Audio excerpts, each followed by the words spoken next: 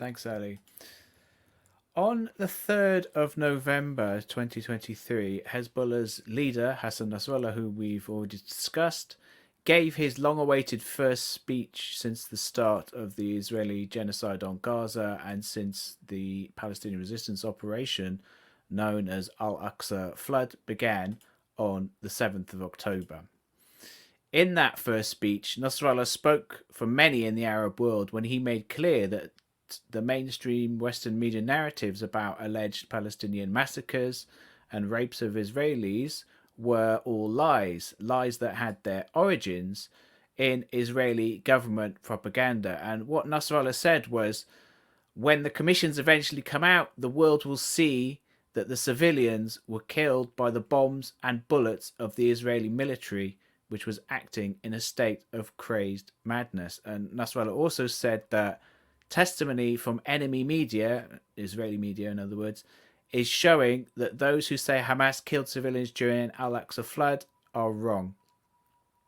And this is exactly what we at the Electronic Intifada and a small group of other independent journalists and reporters have been reporting about since the 7th of October.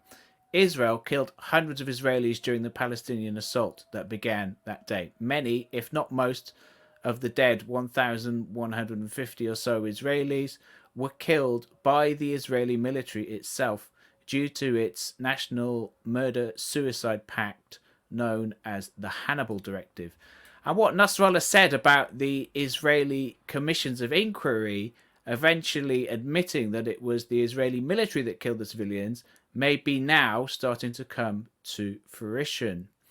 On Sunday, the leading Tel Aviv daily, Haaretz, published this article. It's titled, IDF ordered Hannibal Directive on October 7 to prevent Hamas taking soldiers captive. Of course, this is what we've been reporting all along. Now, our regular viewers and listeners will already know what the Hannibal Directive is, but for those just joining us, the Hannibal Directive is Israel's National Murder-Suicide Pact. It is a military doctrine established in secret by Israeli generals back in 1986. When it's enacted, it enables Israeli fighters, soldiers, pilots, and so forth to target and kill other Israelis in order to prevent their capture and later use by resistance fighters as leverage in bargaining with Israel to release Palestinian or Lebanese hostages in Israeli captivity. They word it in different ways. They don't say it as targeting. They say, well, you can target the enemy even if our side is there as well, even at the expense of our side's life. They sort of word it in this elaborate way, but the reality is what it is killing other Israelis in order to prevent their capture. That is the bottom line. Now, even though this new article is some ways just confirming what we already knew, I think it's still significant for two main reasons. First of all, it is another confirmation. It's a confirmation of what we and the other independent media have been saying all along, based on new sources, on new Israeli military sources. And the second reason I think it's significant is that there are at least two new revelations in this article.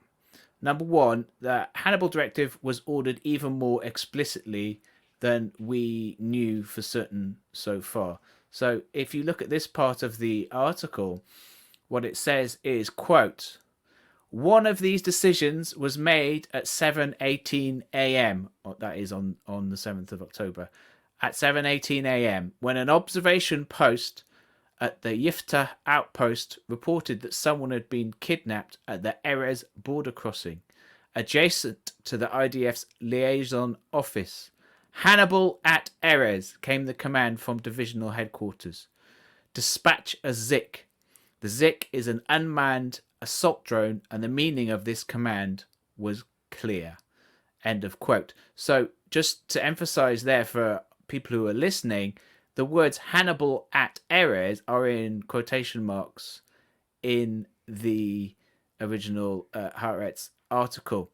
So that is a direct quote of what was said at the time, according to these military sources. So to be clear, what that quote is saying and is revealing is that the Gaza Division Regional Israeli Military HQ at 7:18 a.m. on the 7th of October ordered a heavily armed drone, one of Elbit's Hermes 450 models, which is also known as the Zik, to bomb their own military positions at the Erez checkpoint in northern Gaza because it had been overrun by Palestinian resistance fighters, and the soldiers there were all in danger of being taken captive to Gaza. Better dead than captive, the Israeli military logic goes. And they gave this order explicitly, quote, Hannibal at Erez. That is a new revelation. If we go to an earlier Israeli article, our most, what I would say is our most significant Israeli military source prior to this new Haaretz article, per the pro-military Israeli reporters Ronan Bergman and Yoav Zaytun, they reported back in January, and this is my article about their report, including their full report in English. They reported back in January that the military HQ, quote, instructed all its fighting units to perform the Hannibal Directive in practice, although it did so without stating that name explicitly, end of quote. But now from Haaretz, we know that orders from the regional division, at least, did enact the Hannibal Directive explicitly stating that name. So yeah, that is to me, that's definitely a new revelation. The second major new revelation that I would say comes out from this Haaretz article is that the Hannibal Directive was ordered from the top even earlier in the day than previously thought. As mentioned, that in that previous quote, not the one that's on the screen now, the explicit order for Israel to bomb its own troops at Erez came at 7:18 a.m., less than an hour after the Al-Aqsa flood operation began. And then it happened again and again all over southern Israel. The next quote is, beginning of quote, then at 7:41 a.m. it happened again. Hannibal at Erez, an assault on the crossing and the base, just so that no more soldiers be taken. Such commands were given later as well, end of quote. And a further quote later on in the article again. The message conveyed at 11:22 a.m. across the Gaza division network was understood by everyone. Quote, not a single vehicle can return to Gaza was the order. End of quote. Okay, so again there, not a single vehicle can return to Gaza was the original wording in the article of that order.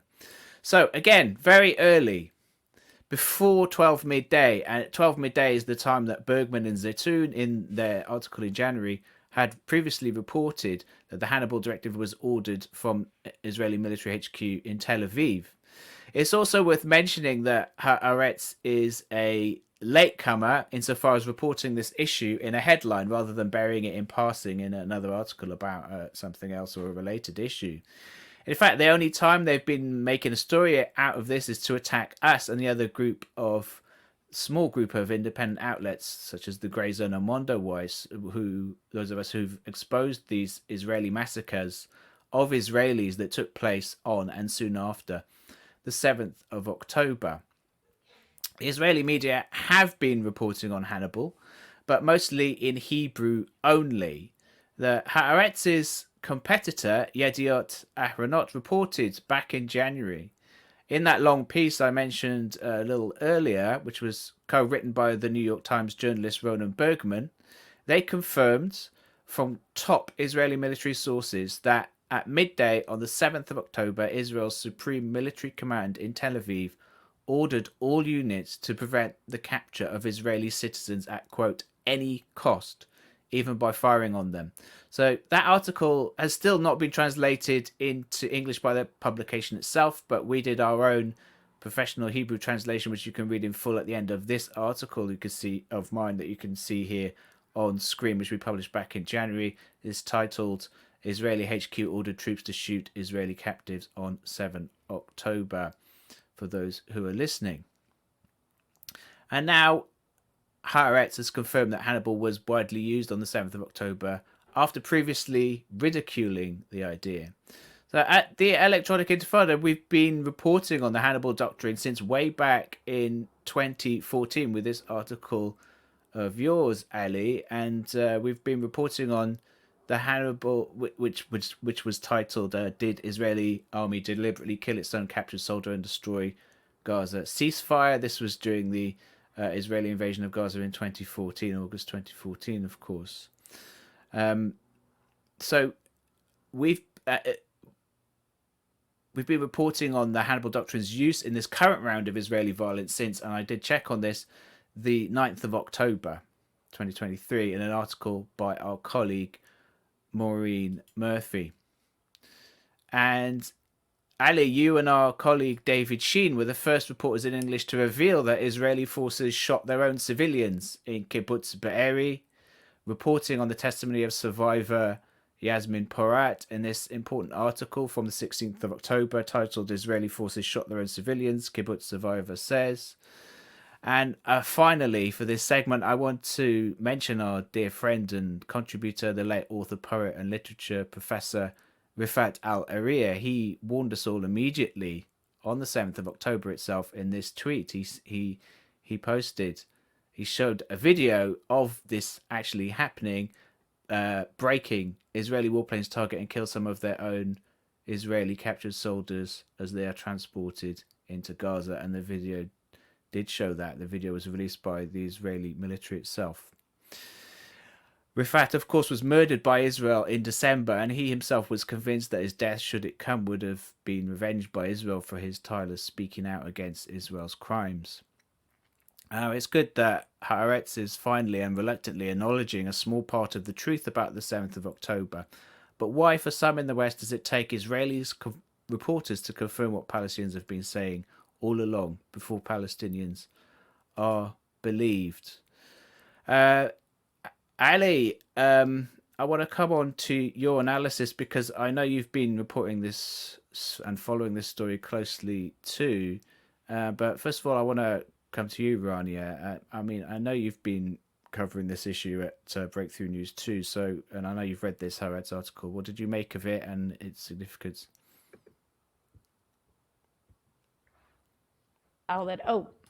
There, I was muted. I'm not muted anymore. Okay, it was definitely a significant article. Not because this hasn't obviously been reported before. I mean, Electronic Intifada has done groundbreaking reporting on this stuff, but you finally have an Israeli media outlet basically citing the Israeli military communications itself to back up everything that's already been reported.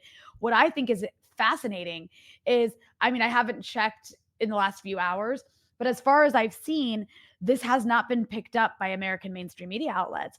I did see The Guardian covered it, which is new. I don't know that The Guardian's done that before, touch the October 7th stuff, but it's amazing. There's been an effort by the entire American corporate media apparatus and Western media apparatus more generally to continue to cover up what we know to be true and what Israeli media has actually, as you all have reported, has repeatedly at least picked up on at times and now has officially laid out, which is that Israel killed its own people on October 7th. We still don't know how many of those people, but based on this alone, it's a lot. And on top of that, I did want to say when you guys were saying we were going to talk about this, I remember when I used to work with you all at the Electronic Intifada back in the 2014 days. We were covering the Hannibal Directive back then, and it wasn't used on this massive a scale. But I went back and looked, and the first article I can find from the Electronic Intifada on the Hannibal Directive was by you, Ali, on August 2nd, 2014. And the title is, "Did Israeli Army Deliberately Kill Its Own Captured Soldier and Destroy the Gaza Ceasefire?" So I just want to point out, this has been a policy that has been used in smaller ways up until October 7th. I think October 7th is just the first time we've seen it used on such a massive scale. It's the first time that we know of as well that it was used against civilians as opposed to soldiers. Right. Before it was used specifically for soldiers. And now we've saw it used for, but although, I mean, a lot of those civilians, I guess, also are soldiers too. So I don't know if maybe they saw it that way as well. But yeah, we see it's just incredible. I think what's significant about this is that an Israeli media outlet finally has said it in English and has evidence to back it up. And the fact that there's radio silence. So you just really do see this coordinated effort by corporate US media to continue to cover this up and to continue to repeat Israel's propaganda to justify ongoing genocide in Gaza. Yeah, 100%. So, it's really it's quite outstanding when you see the silence. I mean, I think I saw when Aaron Mate was on the Piers Morgan show this week, he talked about it there, and so you could say Piers Morgan has talked about it in terms of Western media, but I mean, he, of course, is trying to play it down and downplay it. Well, and did you say, see? I think what Piers was saying in response to Aaron was very much, well, it was just like, I don't know if Israel gives him his talking points sometimes, but it sounded like what we're going to see once this becomes, I think, a bigger story. I think it's going to continue there's going to continue to be more evidence to back it up. It's going to keep coming from Israeli media. Eventually, I think corporate mainstream media in the US is going to be forced to touch it. And when they do, I think Piers Morgan gave us a peek into what the Israeli response will be. And that is, okay. We killed some of our civilians with this directive that you're allowed to criticize. Now we know. We couldn't have possibly known before. Right, but what Piers said is that Aaron, how could you say that Israel killed most of them? It might have killed a few, but we don't know. It's clear that Hamas still killed the majority of them. Yeah, well, that's a really important point, and I just want to clarify or be precise about that. We don't say, and we've never reported that Hamas and the Palestinians killed nobody on October 7th. We don't say that. What we say, and I think this remains the position, is we don't know how many people were killed by Hamas, and we don't know how many people were killed by Israel. But given the things that are obvious to everyone, for example, the images that we've all seen of the just mass destruction of houses in the kibbutzes, for example, Kibbutz Be'eri, houses leveled to the ground, given the hundreds or dozens of burned cars, which were clearly shot by Apache missiles, it cannot be a small number that Israel killed. And of course, we know we've reported on specific incidents like what Yasmin Porat, the survivor of the massacre by the Israeli army at Pessi Cohen's house in Kibbutz Be'eri, for example. This new reporting provides us with something that fills in the picture, because as Asa pointed out, it wasn't one or two incidents where the Hannibal Doctrine was invoked. It was no car can return to Gaza. That was the order. No vehicle returns to Gaza. I think we've got that. I think tomorrow might have that quote highlighted for us.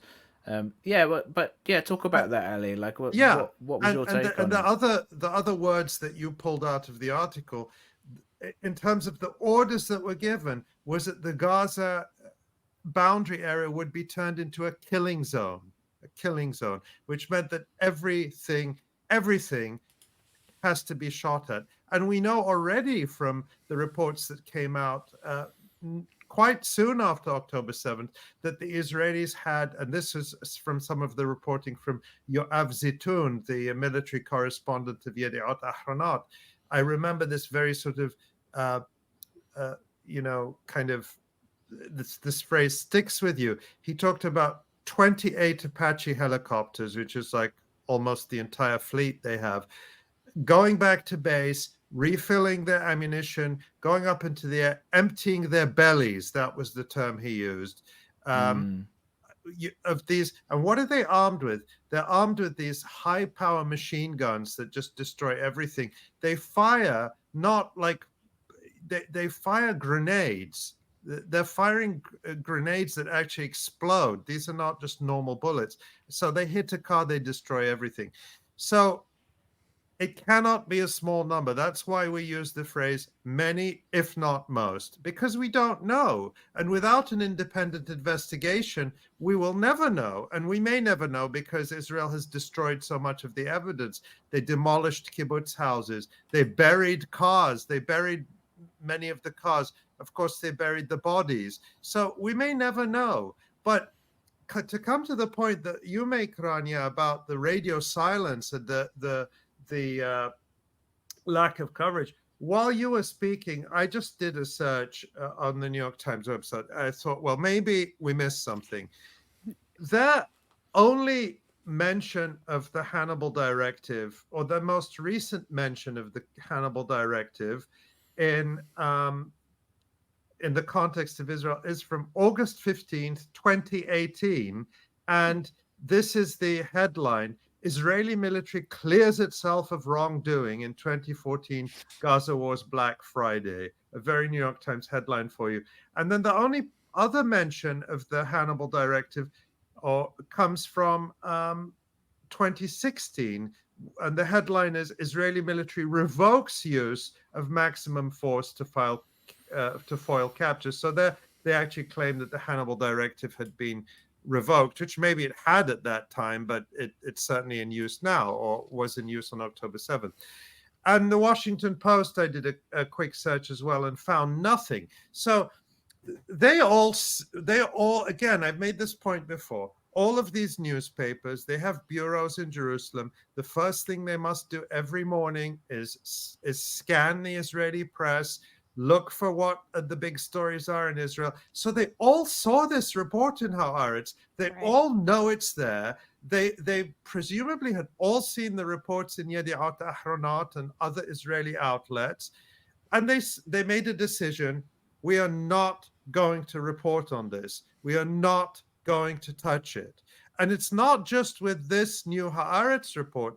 It's the same with, for example, the New York Times did this big story on Kibbutz Be'eri a few months ago, and they just have one sentence about the shelling of Pesci Cohen's house, which was ordered by Brigadier General Barak Hiram, where they fired tank shells into a house that was full of Israeli civilians. And they did so knowingly, and the result was entirely predictable, which is they annihilated, they incinerated everyone there. We're talking about more than a dozen people.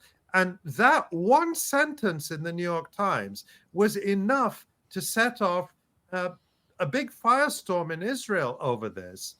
But again, it made no waves whatsoever in the United States. So it really is, the word is correct to use in this context, a conspiracy of silence. It's really shocking. It's journalistically speaking, this would be such an important, huge story to touch, because it has all of these different elements to it that are kind of like horrific, thrilling, mysterious, and you want to crack, you want to investigate and find out what happened. But I think that what we've seen take place around this genocide in Gaza, around covering up for Israel, is to such an extreme degree.